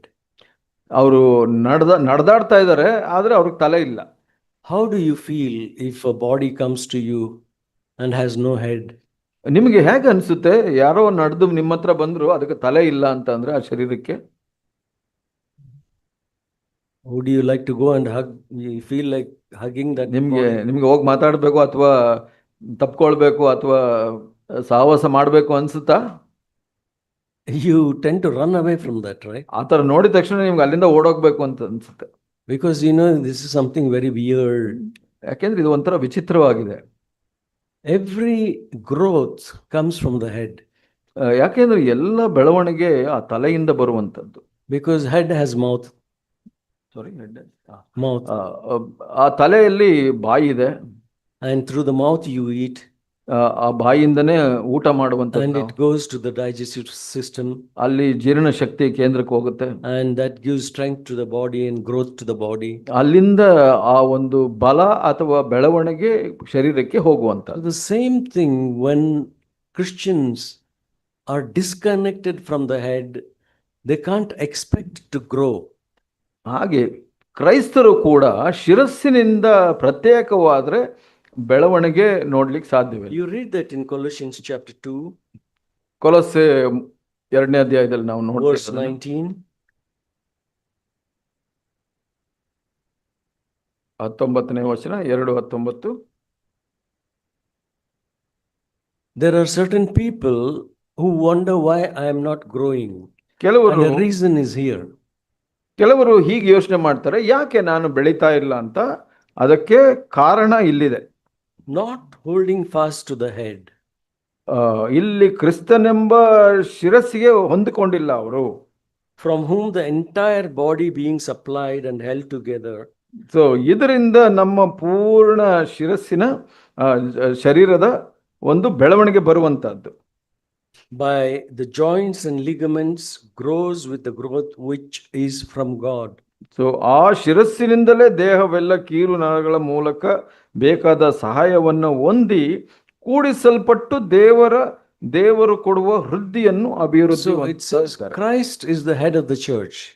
ಇಲ್ಲಿ ಕ್ರಿಸ್ತನು ಒಂದು ಸಭೆಯ ಶಿರಸ್ಸಾಗಿದ್ದಾರೆ. And we are his body. ನಾವು ಆತನ ಶರೀರವಾಗಿದ್ದೇವೆ. And if I am not connected to the head, who is the Christ, then I can't expect any growth to happen in me. ನಾನು ದೇಹದಲ್ಲಿ ಇರೋದ್ರಿಂದ ಕ್ರಿಸ್ತನಿಗೆ ನಾನು ಹೊಂದಿಕೊಂಡಿಲ್ಲ ಅಂದ್ರೆ ನನ್ನ ಜೀವಿತದಲ್ಲಿ ಬೆಳವಣಿಗೆ ಸಿಗೋದಿಲ್ಲ. If I am only interested in coming and arranging this, that thing, and the other things in church, and I am not connected to the head, if I am asked one day not to get involved in these things, practical things, then such people normally drop out. So ನೀವು ಹೀಗೆ ಇರಬಾರ್ದು. ಬಂದು ಈ ಥರ ಚಟುವಟಿಕೆಗಳನ್ನು ಮಾಡೋದು, ಕಾರ್ಯಗಳನ್ನು ಮಾಡೋದು, ಇದು ಮಾಡೋದು, ಚೇರ್ ಅರೇಂಜ್ ಮಾಡೋದಿರ್ಬೋದು, ಇನ್ನೇನೋ ಮಾಡ್ಬೋದು ಇರ್ಬೋದು. ಇದರಲ್ಲೇ ನಾವು ಮುಖ್ಯವಾಗಿ ನಮ್ಮ ಸಂತೋಷ, ಸಮಾಧಾನ ಅಥವಾ ಭದ್ರತೆಯನ್ನು ಕಂಡುಕೊಂಡ್ರೆ, ಒಂದು ದಿವಸ ನೀವು ಅದನ್ನು ಮಾಡಬೇಡಿ ಎಂದಾಗ ನಿಮಗೆ ಬೇಸರ ಆಗಿ ನೀವು ಸಭೆ ಬಿಟ್ಟು ಹೋಗೋ ಸಾಧ್ಯತೆ ಇದೆ. They think that their security is in their whatever you call it, ministry or whatever. ನಿಮಗೆ ಅನಿಸ್ಬೋದು, ಯಾಕೆಂದ್ರೆ ಅದು ನಿಮ್ಮ ಭದ್ರತೆ ಯಾವುದರಲ್ಲಿದೆ, ಈ ಕಾರ್ಯಗಳನ್ನು ಮಾಡೋದ್ರಲ್ಲಿದೆ. ಅದರಿಂದ But if you are not connected to the head, you will drop off. ಅದರಲ್ಲಿ ಏನು ಮುಖ್ಯವಾಗಿ ನೀವು ತಿಳ್ಕೊಳ್ಬೇಕು ಅಂದ್ರೆ, ನೀವು ಶಿರಸ್ಸಿಗೆ ಅಂದ್ರೆ ಕ್ರಿಸ್ತನಿಗೆ ಸಂಬಂಧ ಹೊಂದ್ಕೊಂಡಿಲ್ಲ ಅಂದ್ರೆ ನೀವು ಬೆಳವಣಿಗೆ ಹೊಂದಲಿಕ್ಕೆ ಸಾಧ್ಯವಿಲ್ಲ. But if you are connected to the head, then the growth comes. ನೀವು ಆ ಶಿರಸ್ಸಿಗೆ ಸಂಬಂಧ ಹೊಂದಿದ್ರೆ ನೀವು ಬೆಳವಣಿಗೆ ಬರುತ್ತೆ ನಿಮಗೆ. Paul says, I planted, Apollos watered, but growth comes from God alone. ಪೌಲ ಹೇಳ್ತಾರೆ, ನಾನು ಬಿತ್ತಿದೆ, ಅಪೊಸ್ತಲನು ನೀರೆರೆದನು, ಆದರೆ ಬೆಳವಣಿಗೆ ಎಲ್ಲಿಂದ ಬಂತು? ದೇವರಿಂದ ಬೆಳವಣಿಗೆ ಬಂತು. So there can be seed, there can be water, but if there is no life in it, ಅಲ್ಲಿ it will not grow anything anymore. ಅಲ್ಲಿ ಬೀಜ ಇರ್ಬೋದು, ಅಲ್ಲಿ ಬೀಜ ಇರ್ಬೋದು, ಮತ್ತೆ ಅಲ್ಲಿ ನೀರಿರ್ಬೋದು, ಆದ್ರೆ ದೇವರು ಅಲ್ಲಿ ಜೀವ ಇಲ್ಲ ಅಂದ್ರೆ, ದೇವರು ಕೊಡುವಂತ ಜೀವ ಇಲ್ಲ ಅಂದ್ರೆ ಬೆಳವಣಿಗೆ ಬರೋದಿಲ್ಲ. So also, if I am not connected to the head, that is Christ, then this body, it's not only my body, as body sitting here, we are disconnected from the Lord and we get withered up one day or the other.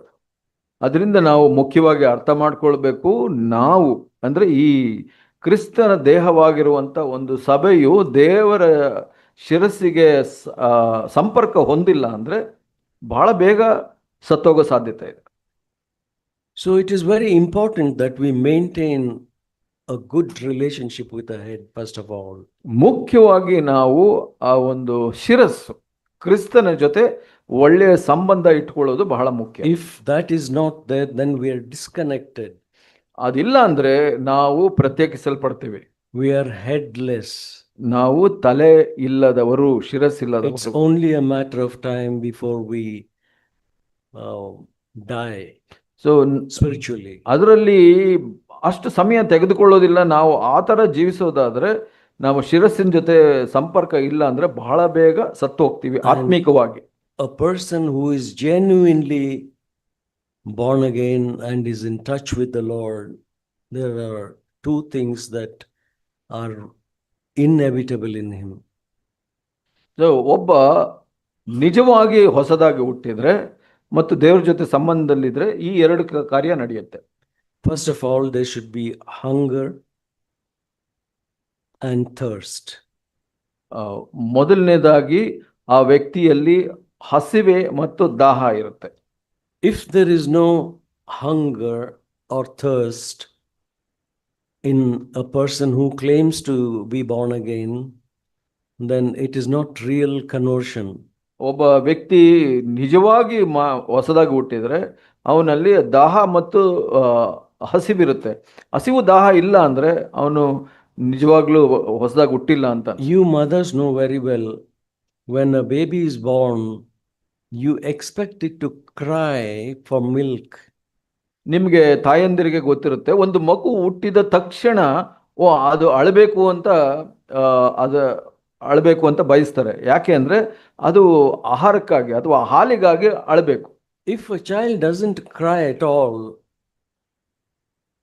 then you will be concerned and you will take the child to the doctor to see what's wrong. ಮಗು ಹಾಲಿಗಾಗಿ ಅಳ್ತಾ ಇಲ್ಲ ಅಂತಂದ್ರೆ ನಿಮಗೆ ಕಾಳಜಿ ಆಗುತ್ತೆ, ಏನು ಮಗುಗೆ ಏನೋ ತೊಂದರೆ ಇರ್ಬೋದು ಅಂತ ನೀವು ಡಾಕ್ಟರ್ ಹತ್ರ ಕರ್ಕೊಂಡು ಹೋಗ್ತೀರಾ. Same way, if a person says I am born again and he has no hunger or thirst for God's word and the things of God, then I doubt whether he is really a born again person. ಯಾರಾದರೂ ಹೊಸದಾಗಿ ಹುಟ್ಟಿದೀನಿ ಅಂತ ಹೇಳಿ ದೇವರ ವಾಕ್ಯದ ಮೇಲೆ ಹಸಿವು ದಾಹ ಇಲ್ಲ, ದೇವರ ಸಂಗತಿಗಳ ಮೇಲೆ ಹಸಿವು ದಾಹ ಇಲ್ಲ ಅಂದ್ರೆ ಆತ ಹೊಸದಾಗಿ ಹುಟ್ಟಿರೋದು ಸಂಶಯ. The psalmist says in Psalm 42, verse 1, as the deer longs for the water brooks, my soul longs after you, O my God. ದೇವರೇ, ಬಾಯಾರಿದ ಜಿಂಕೆಯು ನೀರಿನ ತೊರೆಗಳನ್ನು ಹೇಗೋ ಹಾಗೆಯೇ ನನ್ನ ಮನವು ನಿನ್ನನ್ನು ಬಯಸುತ್ತದೆ ಅಂತ ಕೀರ್ತನೆಕಾರ If 42 my soul is not hungering and thirsting after God, ನನ್ನ ಆ ಒಂದು ಪ್ರಾಣ ದೇವರಿಗಾಗಿ ಹಾತೊರಿತಾ ಇಲ್ಲ ಅಂದ್ರೆ, and there is no desire for me to read God's word and feed myself on God's word continually, ನಾನು ದೇವರ ವಾಕ್ಯದಲ್ಲಿ ದಾಹ ಇಲ್ಲದೆ ದೇವರ ವಾಕ್ಯದಿಂದ ನಾನು ನನ್ನ ಉಣವನ್ನ ಹೊಂದ್ಕೊಳ್ತಾ ಇಲ್ಲ ಅಂದ್ರೆ, I need to check whether I'm really born again. ನಾನು ಪರೀಕ್ಷೆ ಮಾಡಬೇಕು, ನಾನು ನಿಜವಾಗ್ಲೂ ಹೊಸದಾಗಿ ಹುಟ್ಟಿದ್ದೀನಾ ಇಲ್ವಾ ಅಂತ. That's one of the unmistakable marks ಅದು ಒಂದು ತಪ್ಪಿಲ್ಲದ ಒಂದು ಗುರುತಾಗಿದೆ. that a newborn child of God who is genuinely born again will hunger for the word. ಹೊಸದಾಗಿ ನಿಜವಾಗ್ಲೂ ಹೊಸದಾಗಿ ಹುಟ್ಟಿದ ಒಬ್ಬ ವ್ಯಕ್ತಿ ದೇವರ ವಾಕ್ಯಕ್ಕಾಗಿ ಆತುರ್ಯವನಾಗಿರ್ತಾನೆ. And he shuns evil and he follows after godliness. ಅವನು ದುಷ್ಟತನವನ್ನ ಬಿಟ್ಟು ಅನೀತಿಯನ್ನ ಬಿಟ್ಟು ದೇವರ ಕಡೆಗೆ ನಡೀತಾನೆ. And on the day of Pentecost, ಪಂಚಾಶತ್ತಮದ ದಿನ, you read that in Acts chapter 2, ಅಪೊಸ್ತಲ ಕೃತ್ಯ 2ರಲ್ಲಿ ನಾವು ನೋಡ್ತೇವೆ, when Peter preached the gospel ಪೇತ್ರನು ಒಂದು ಸುವಾರ್ತೆಯನ್ನು ಸಾರಿದಾಗ to the multitudes who had come there for the feast, ಅಲ್ಲಿ ಬಂದಂತ ಹಬ್ಬಕ್ಕಾಗಿ ಬಂದಂತ ಜನರಿಗೆ he preached a sermon that was inspired by the Holy Spirit, ಪವಿತ್ರಾತ್ಮ ಪ್ರೇರಿತನಾಗಿ ಆ ಒಂದು ಪ್ರಸಂಗವನ್ನ ಕೊಡ್ತಾನೆ, as a result of which 3,000 people got converted in one day. ಒಂದೇ ದಿವಸದಲ್ಲಿ ನಾವು ನೋಡ್ತೇವೆ 3,000 ಯಹೂದ್ಯರು ಹೊಸದಾಗಿ ಹುಡ್ತಾರೆ, ಅಂದ್ರೆ ಬದಲಾವಣೆ ಹೊಂದುತ್ತಾರೆ. And how these people grew up? ನಿಮಗೆ ಗೊತ್ತಿದೆಯಾ ಇವರು ಹೇಗೆ ಬೆಳೆದ್ರು ಅಂತ? 3,000 people were born in one day. 3,000 ಜನ ಒಂದೇ ದಿವಸದಲ್ಲಿ ಹುಟ್ಟಿದರು ಹೊಸದಾಗಿ. And then how they grew up, ಅವ್ರು ಹೇಗೆ ಬೆಳೆದ್ರು ಗೊತ್ತಾ? you need to think about that. ಅದರ ಬಗ್ಗೆ ನೀವು ಯೋಚನೆ ಮಾಡಬೇಕು. And you read about that in Acts chapter 2. ಅಪೊಸ್ತಲ ಕೃತ್ಯ 2ರಲ್ಲಿ, Acts chapter 2, ಅಪೊಸ್ತಲ ಕೃತ್ಯ 2 41. You can read that. ಅವನ ಮಾತಿಗೆ ಒಪ್ಪಿಕೊಂಡವರು ದೀಕ್ಷಾ ಸ್ನಾನ ಮಾಡಿಸಿಕೊಂಡರು. ಆ ದಿವಸ ಸುಮಾರು 3,000 ಜನರು ಅವರಲ್ಲಿ ಸೇರಿದರು. 3,000 people got converted on that day. ಅವತ್ತು 3,000 ಜನ ಬದಲಾವಣೆ ಹೊಂದಿದರು. And they just didn't get converted on that day and then that was the end of it. No. ಅವತ್ತು 3,000 ಜನ ಪರಿವರ್ತನೆ ಹೊಂದಿದ್ರು, ಅಷ್ಟೇ ಅಂತ ಮುಗಿದೋಗಿಲ್ಲ ಅಲ್ಲಿ. We need to see what happened thereafter. ಅಲ್ಲಿಂದ ನಂತರ ಏನಾಯ್ತು ಅನ್ನೋದನ್ನ ನಾವು, how did these 3,000 people grow in the Lord? ಕರ್ತನಲ್ಲಿ 3,000 ಜನ ಹೇಗೆ ಬೆಳೆದ್ರು? You read that. ಅದನ್ನ ಮುಂದೆ ನಾವು ಓದ್ತೀವಿ. Next verse. ಮುಂದಿನ ವಚನದಲ್ಲಿ, they were continually devoting themselves to the apostles' teaching. ಅಲ್ಲಿ ಅವರು ಸತತವಾಗಿ ಅಪೊಸ್ತಲರ ಬೋಧನೆಯಲ್ಲಿ ತೊಡಗಿಕೊಂಡ್ರು. They didn't have high thoughts that, oh, I know the scriptures. ಅವರಿಗೆ ನಾವು ಪ್ರವೀಣರು, ನಮಗೆಲ್ಲ ದೇವರ ವಾಕ್ಯ ಗೊತ್ತಿದೆ ಅಂತ ಅನ್ಕೊಳ್ಳಿಲ್ಲ ಅವರು. They came like babes to the Lord in hunger and thirst. ಕರ್ತನಲ್ಲಿ ಅವರು ಹಸಿದು ಬಾಯಾರಿ ಬಂದವರಾಗಿ sat at the feet of the apostles and were ಅಪೊಸ್ತಲರ ಕಾಲ್ ಕೆಳಗಡೆ ಕುಳಿತುಕೊಂಡ್ರು ಹಸಿವೆಯಿಂದ, and were drinking every word that was coming out of them. ಅಪೊಸ್ತಲರ ಬಾಯಿಂದ ಬಂದಂತ ಆ ವಾಕ್ಯಗಳನ್ನ, ದೇವರ ವಾಕ್ಯಗಳನ್ನ ಅವರು ದಾಹದಿಂದ ಕುಡಿದ್ರು. It says they were continually devoting themselves to the apostles' teachings. ಅವರು ಸತತವಾಗಿ ನಿರತವಾಗಿ ಅವರು ಅಪೊಸ್ತಲರ ಬೋಧನೆಯನ್ನ ಕೇಳಿಸ್ಕೊಂಡು. See, those days they didn't have the tape recorder or like we have today.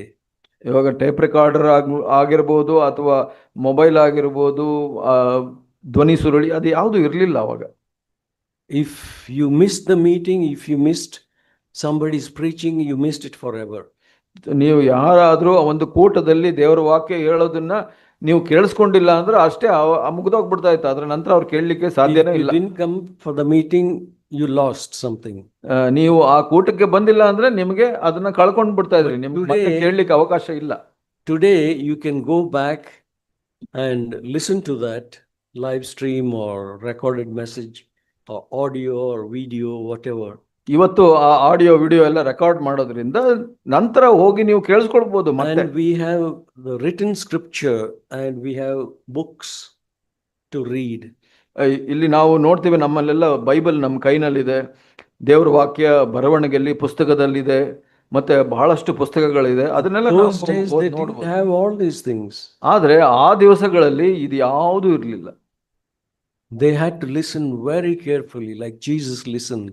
ಯೇಸು ಸ್ವಾಮಿ ಅವ್ರು ಚಿಕ್ಕವರಿದ್ದಾಗ ದೇವಾಲಯದಲ್ಲಿ ಕೇಳ್ಕೊಂತಾ ಇದ್ರಲ್ಲ, ಹಾಗೆ ಅವರು ನಿಗಾ ವಹಿಸಿ ಪ್ರತಿಯೊಬ್ಬರು ಕುಳಿತುಕೊಂಡು ಕೇಳಬೇಕಾಗಿತ್ತು. Jesus had no Bible with him. ಯೇಸು ಸ್ವಾಮಿಗೆ ಅವ್ರ ಹತ್ರ Bible ಪುಸ್ತಕವಿರಲಿಲ್ಲ. How he learned the scriptures? ದೇವರ ವಾಕ್ಯಗಳನ್ನ ಹೇಗೆ ಕಲ್ತ್ಕೊಂಡ್ರು? He didn't come from heaven mind filled with scripture.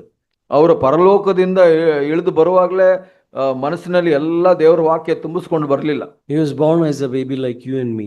ನಮ್ಮ ಹಾಗೇನೆ ಅವರು ಒಂದು ಮಗುವಾಗಿ ಹುಟ್ಟಿದ್ರು. And he grew up by listening to God's word. Probably every day he used to go to the synagogue and ask the rabbi to read some scripture to him.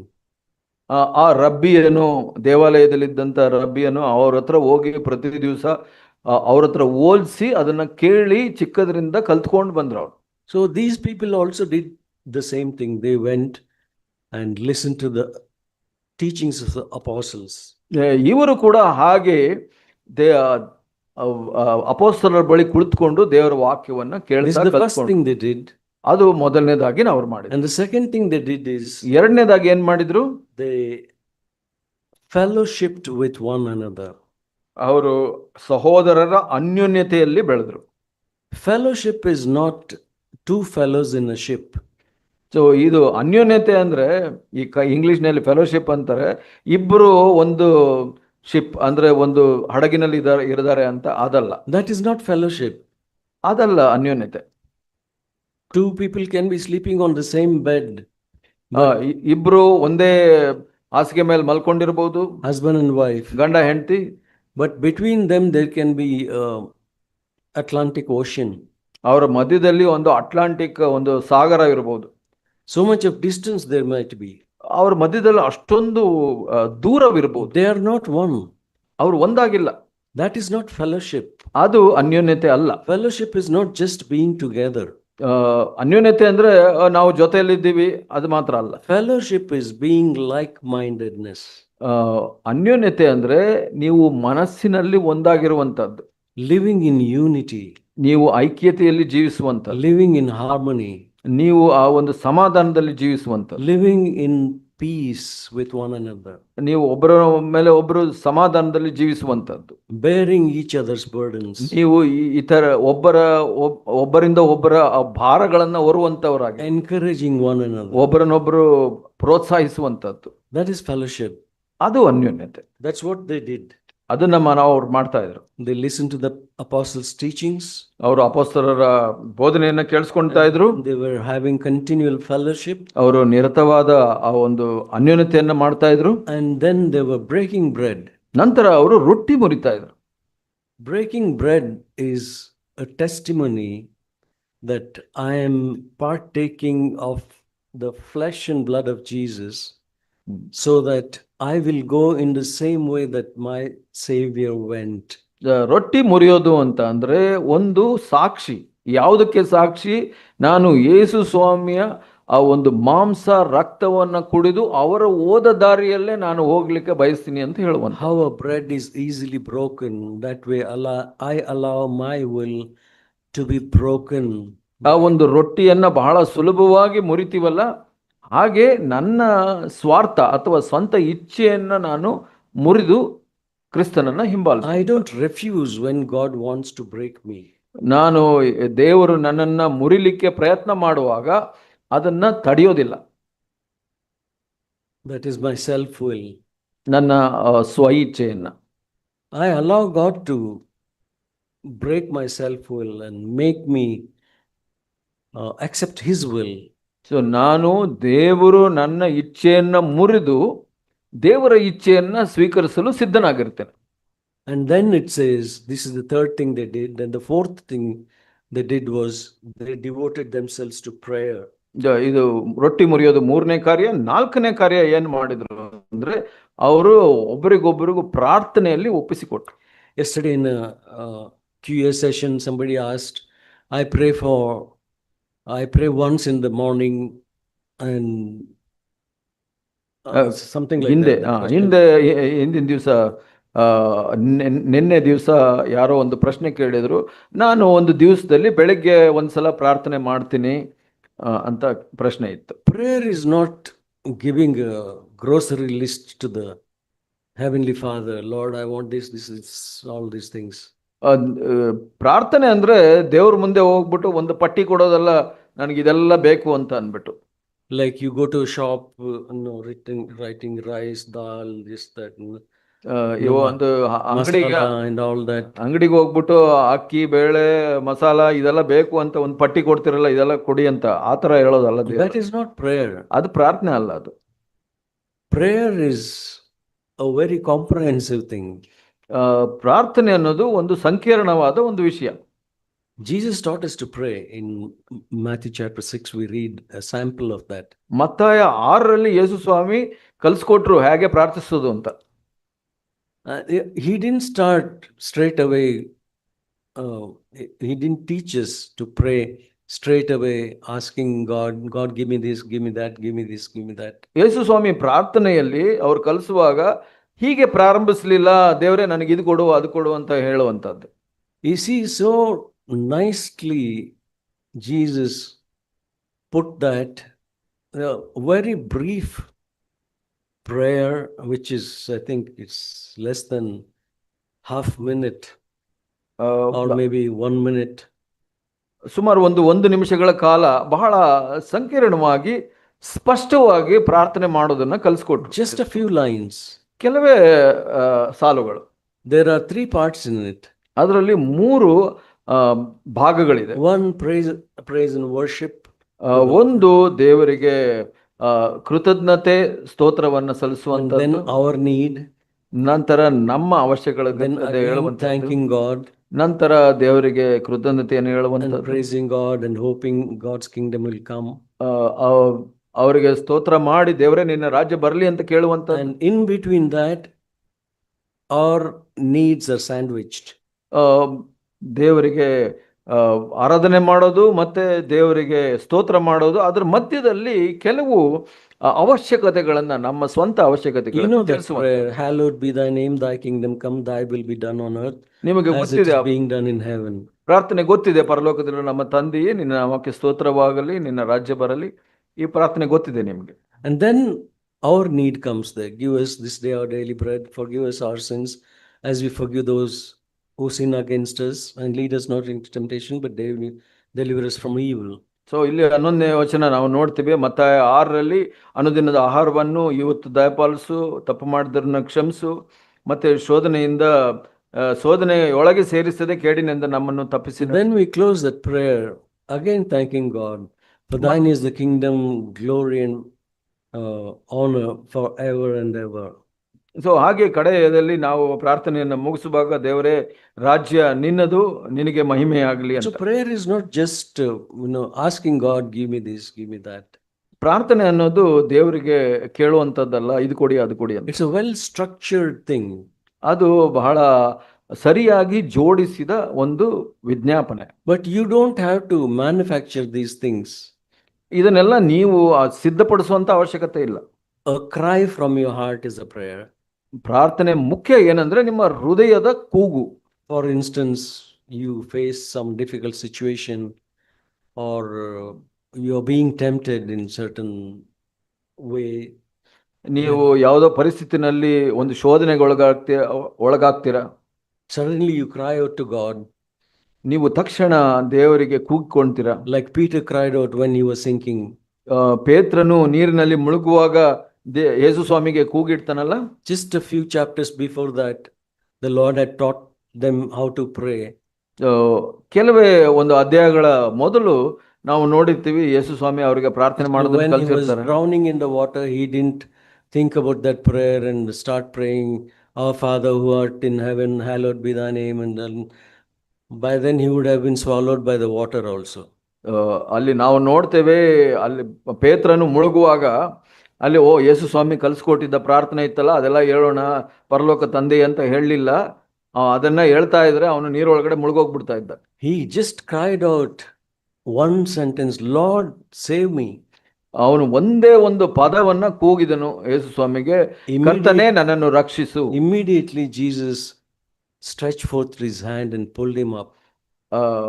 ತಕ್ಷಣ ನಾವು ನೋಡ್ತೀವಿ ಯೇಸು ಸ್ವಾಮಿ ಮೊದಲು ಅವನ್ನ ಕೈ ಕೊಟ್ಟು ಮೇಲೆ ಎತ್ತುತ್ತಾರೆ. So prayer is not just asking for our needs.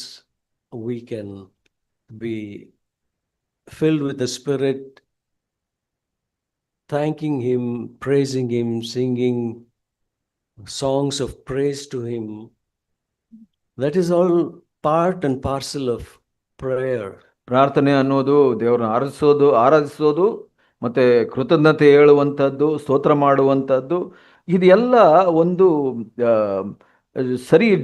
ಸರಿಯಾದ ಜೋಡಣೆ ಅಂತ ಹೇಳ್ಬೋದು ಪ್ರಾರ್ಥನೆಯಲ್ಲಿ. Prayer includes praise, thanksgiving, worship, all these. So ಪ್ರಾರ್ಥನೆ ಅನ್ನೋದು ಅದರಲ್ಲಿ ನೀವು ದೇವರಿಗೆ ಸ್ತೋತ್ರ ಮಾಡುವಂಥದ್ದು, ಮತ್ತೆ ಕೃತಜ್ಞತೆ ಹೇಳುವಂಥದ್ದು, ಮತ್ತೆ ಆರಾಧನೆ ಮಾಡುವಂಥದ್ದು, ಇದು ಎಲ್ಲ ಒಳಗೊಂಡಿದೆ. So this is how they grew, these early Christians. ನಾವು ನೋಡ್ತೇವೆ ಹೀಗೆ ಈ ಒಂದು ಪ್ರಾರಂಭಿಕ ಕ್ರೈಸ್ತರು ಬೆಳೆಯೋದಿನ ಕ್ರಿಸ್ತ ಜೀವಿತದಲ್ಲಿ. They devoted themselves to the apostles' teachings. ಅಲ್ಲಿ ನಾವು ಅಪೊಸ್ತಲರ ಬೋಧನೆಗೆ ಅವ್ರನ್ನ ಒಪ್ಪಿಸ್ಕೊಟ್ರು. And fellowship, ಮತ್ತೆ ಅನ್ಯೋನ್ಯತೆ, breaking of bread, ರೊಟ್ಟಿ ಮುರಿಯೋದು, and prayer. ಮತ್ತೆ ಪ್ರಾರ್ಥನೆ. So if you do these things, ಇದನ್ನೆಲ್ಲ ನೀವು ಮಾಡುವಾಗ without being disconnected from the head, ಕ್ರಿಸ್ತ ಆ ಒಂದು ಶಿರಸ್ಸಿನಿಂದ ಪ್ರತ್ಯೇಕ ಆಗಿಲ್ಲ ನೀವು ಅಂದ್ರೆ, then growth comes from the Lord. ನಂತರ ಕರ್ತನಿಂದ ಬೆಳವಣಿಗೆ ಬರುತ್ತೆ. You will grow, ನೀವು ಬೆಳಿತೀರ until Christ is formed in you. ಎಲ್ಲಿವರೆಗೆ? ಕ್ರಿಸ್ತನು ನಿಮ್ಮಲ್ಲಿ ಸಾರೂಪ್ಯ ಅಥವಾ ಉಂಟಾಗುವವರೆಗೆ. That is what Paul prayed. ಹಾಗೆ ಪೌಲನು ಪ್ರಾರ್ಥಿಸಿದ್ದು for the Galatians. ಗಲಾತ್ಯದವರಿಗೆ ಹಾಗೆ ಪ್ರಾರ್ಥಿಸಿದ್ರು. I labor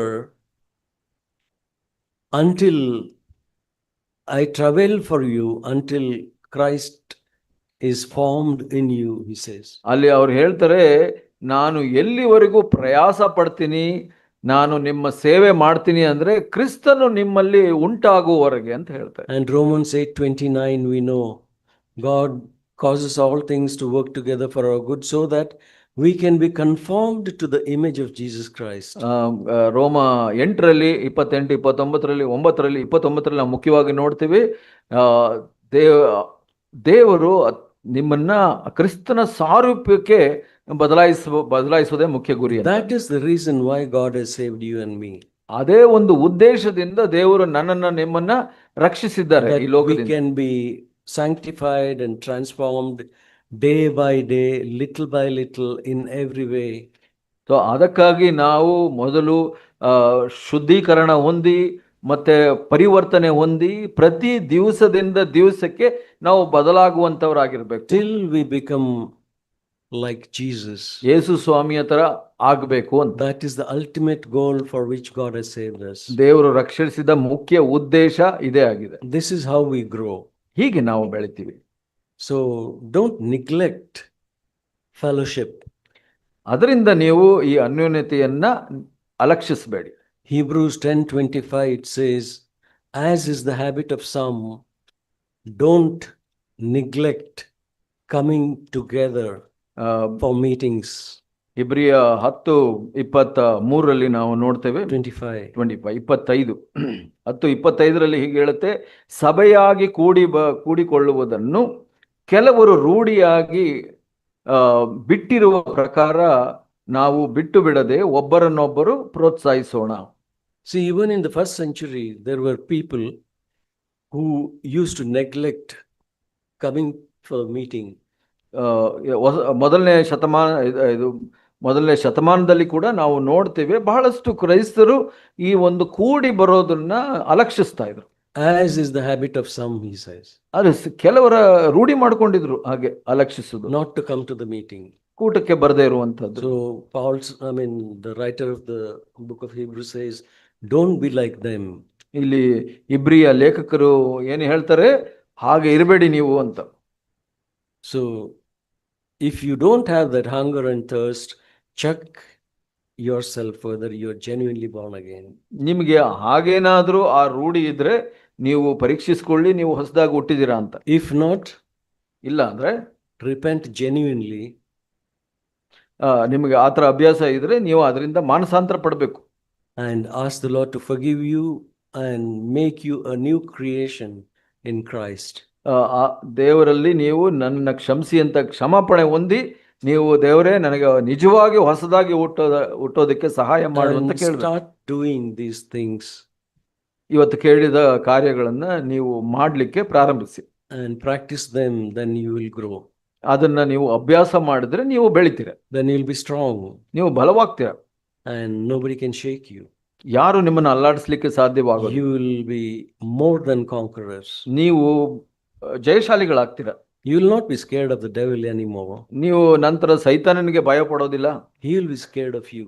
ಸೈತಾನನು ನಿಮ್ಮನ್ನು ನೋಡಿ ಭಯ ಪಡ್ತಾನೆ. Because greater is he who is in you than he who is in the world. ಲೋಕದಲ್ಲಿ ಇರೋನಿಗಿಂತ ನಿಮ್ಮಲ್ಲಿರುವ ಆತನು ಬಲಶಾಲಿ ಅನ್ನೋದು ನಿಮಗೆ ಗೊತ್ತಾಗುತ್ತೆ. May the Lord help us. ಕರ್ತನು ನಮಗೆ ಸಹಾಯ ಮಾಡಿ. Yeah, let's close in prayer. ಪ್ರಾರ್ಥನೆ ಮಾಡೋಣ. Oh Father, we thank you for this time. ತಂದೆಯೇ, ಈ ಸಮಯಕ್ಕಾಗಿ ಸ್ತೋತ್ರ ಸ್ವಾಮಿ. Thank you for your word. ನಿನ್ನ ವಾಕ್ಯಕ್ಕಾಗಿ ಕೃತಜ್ಞತೆ ಸ್ವಾಮಿ. Your word is all that we need. ನಿಮ್ಮ ಬಾಯಿನ ಮಾತುಗಳು ಅಥವಾ ನಿಮ್ಮ ಮಾತುಗಳು ಮುಖ್ಯ ಸ್ವಾಮಿ. ನಮಗೆ It's our bread and it's our drink. ಅದೇ ನಮಗೆ ರೊಟ್ಟಿಯೂ ನಮಗೆ ಪಾನವೂ ಆಗಿದೆ. And your word nourishes us. ನಿಮ್ಮ ವಾಕ್ಯ ನಮ್ಮನ್ನು ಪೋಷಿಸುತ್ತೆ ಸ್ವಾಮಿ. And fellowship with others and prayer and breaking of bread. ನಾವು ಹಾಗೆ ಇದರಲ್ಲಿ ಜೊತೆ ಅನ್ಯೋನ್ಯತೆ ಮಾಡುವಂತದ್ದು, ರೊಟ್ಟಿ ಮುರಿಯೋದು, ಪ್ರಾರ್ಥನೆ ಮಾಡುವಂತದ್ದು ಮಾಡಿ. Help us to devote ourselves to these things. ನಾವು ಇದಕ್ಕಾಗಿ ನಮ್ಮನ್ನು ನಿರತರಾಗ್ಲಿಕ್ಕೆ ನಮಗೆ ಸಹಾಯ ಮಾಡಿ. And have a hunger and thirst for your word. ನಿನ್ನ ವಾಕ್ಯಕ್ಕಾಗಿ ನಮ್ಮಲ್ಲಿ ದಾಹ ಹಸಿವು ಇರಲಿಕ್ಕೆ ಸಹಾಯ ಮಾಡಿ. And a deep hunger in our heart to please you and to obey you, a desire. ಆ ಒಂದು ದಾಹ ನಮಗೆ ಕೊಡು ಸ್ವಾಮಿ, ನಿನ್ನನ್ನ ಮೆಚ್ಚಿಸ್ಲಿಕ್ಕೆ, ನಿನಗಾಗಿ ಜೀವಿಸ್ಲಿಕ್ಕೆ. That we may always live before your face. ಯಾವಾಗಲೂ ನಿಮ್ಮ ಮುಂದೆ ಜೀವಿಸ್ಲಿಕ್ಕೆ ನಮಗೆ ಸಹಾಯ ಮಾಡು ಸ್ವಾಮಿ. To please you in everything that we do. ನಾವು ಮಾಡುವಂತ ಎಲ್ಲ ಕಾರ್ಯದಲ್ಲೂ ನಿನ್ನ ಮೆಚ್ಚಿಸ್ಲಿಕ್ಕೆ ಸಹಾಯ ಮಾಡು. We seek your help. ನಿಮ್ಮ ಸಹಾಯವನ್ನ ಕೋರ್ತೀವಿ ಸ್ವಾಮಿ. Fill us with the Holy Spirit. ನಿನ್ನ ಪವಿತ್ರಾತ್ಮನಿಂದ ತುಂಬಿಸು ಸ್ವಾಮಿ. Help us in this journey, in this life. ಈ ಜೀವಿತದಲ್ಲಿ ಮತ್ತು ಈ ಪ್ರಯಾಣದಲ್ಲಿ ನಿಮಗೆ ಸಹಾಯ ಮಾಡು ಸ್ವಾಮಿ. And may we complete our course like the apostle said. ಅಪೊಸ್ತಲರು ಹೇಳಿದಂತೆ ನಮ್ಮ ಜೀವಿತವನ್ನ ಹೀಗೆ ಮುಗಿಸ್ಲಿಕ್ಕೆ ಸಹಾಯ ಮಾಡು. I have finished my course. ನನ್ನ ಜೀವಿತವನ್ನ ಕೊನೆಗಣಿಸಿದ್ದೀನಿ. I kept the faith. ನಾನು ನಂಬಿಕೆಯನ್ನ ಕಾಪಾಡಿಕೊಂಡಿದ್ದೀನಿ. I have fought a good fight. ನಾನು ಒಳ್ಳೆಯ ಹೋರಾಟವನ್ನು ಮಾಡಿದೆ. Help us all to say that. ನಮಗೆಲ್ಲರಿಗೂ ನಮ್ಮ ಈ ಜೀವಿತದ ಕಡೆಯಲ್ಲಿ ಹೀಗೆ ಹೇಳಲಿಕ್ಕೆ ಸಹಾಯ ಮಾಡು ಸ್ವಾಮಿ. Thank you that you will work in us to will and to do of your good pleasure. ನೀವು ಇದನ್ನ ಆ ಒಂದು ಪ್ರಯಾಸವನ್ನ ಮಾಡ್ಲಿಕ್ಕೆ ನೀವು ಸಹಾಯ ಮಾಡ್ತೀರ ಸ್ವಾಮಿ. ಅದಕ್ಕಾಗಿ ನಿನಗೆ ಕೃತಜ್ಞತೆ. Bless you in Jesus' name. ನಿಮ್ಮನ್ನು ಆಶೀರ್ವದಿಸಿ ಸ್ವಾಮಿ ಮತ್ತು ಬೇಡ್ತೇವೆ ಯೇಸು ಸ್ವಾಮಿಯ ಹೆಸರಲ್ಲಿ.